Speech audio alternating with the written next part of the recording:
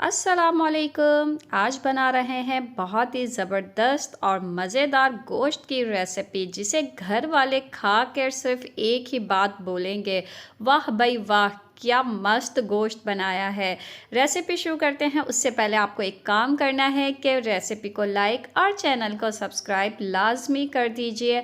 आइए शुरू करते हैं रेसिपी। इसके लिए यहाँ पर मैंने एक कढ़ाई में आधा कप तेल को गरम करके और इसमें कुछ खड़े मसाले, 2 छोटी इलायचियाँ, एक बड़ी इलायची, 4 से 5 लौंग, एक दालचीनी और 12 से 15 काली मिर्चों के दाने इसमें डाल देंगे और साथ ही यहाँ पर आधा किलो हड्डी वाला गोश्त लिया है।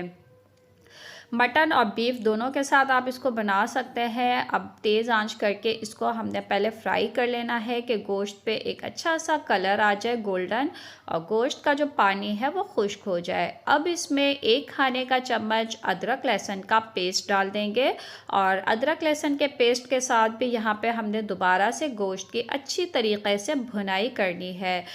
शुरू में ही गोश्त की अच्छे से भुनाई कर लेनी है ताकि गोश्त का जो टेस्ट है वो अच्छा ज़बरदस्त सा निकल के आएगा। अब यहाँ पर 1 खाने का चम्मच भुना कुटा धनिया डाला है, सूखा धनिया का इस्तेमाल किया है। 1 चाय का चम्मच भुना कुटा सफ़ेद ज़ीरा डाल दिया है।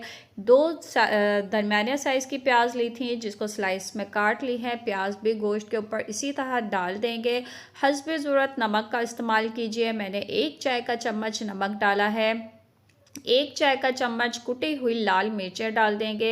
1/4 चाय का चम्मच हल्दी का। बस इतने मसाले डालने के बाद अब यहाँ पर हमने दोबारा से अच्छी तरह तमाम चीज़ों को मिक्स कर लेना है और थोड़ा सा इसको मज़ीद फ्राई करेंगे कि प्याज ये देखिए नरम होने लगे और तेल जो है सेपरेट होने लगे।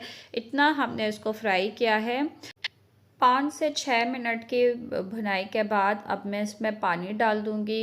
1 से 1.5 गिलास पानी डाल देंगे क्योंकि हम इसको 40 से 50 मिनट बिल्कुल हल्की आंच पे पकने के लिए छोड़ देंगे। हड्डी वाला गोश्त है, थोड़ा सा टाइम लेता है, तो अच्छी तरीके से गलाएंगे, ढक देंगे और बीच बीच में आपने इसको चेक ज़रूर करते रहना है।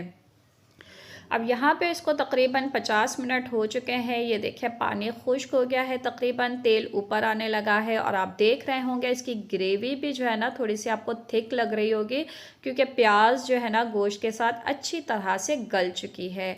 आधा कप फेंटा हुआ दही डाल देंगे इसमें और दही डाल के अच्छी तरीके से मिक्स कर लेंगे। अब दोबारा जो है हल्की आंच पे हमने इसको रख लेना है दम के ऊपर ताकि दही का जो पानी है वो खुश्क हो जाए और ग्रेवी जो है मज़ीद अच्छी सी गाढ़ी सी बनकर तैयार हो जाए। अब यहाँ पे मुझे 10 मिनट मज़ीद लगे। 10 मिनट के बाद जब तेल सेपरेट होने लगे कुछ मसाले और इसमें डालेंगे। हरा धनिया काट के डाल देंगे। सूखी वाली मिर्चें 3 से 4, थोड़ी सी कटी हुई अदरक डाल के इसको हल्का सा मिक्स कर लेंगे और फिर लास्ट में इसको हमने करना है कोयले का स्मोक। 3 से 4 मिनट आपने इसको रखना है स्मोक में। उसके बाद गर्मा गर्म जब ये मस्त गोश्त पेश करेंगे आप किसी के भी सामने, तो वो बस कहेगा वाह भाई वाह, क्या ज़बरदस्त रेसिपी बनाई है।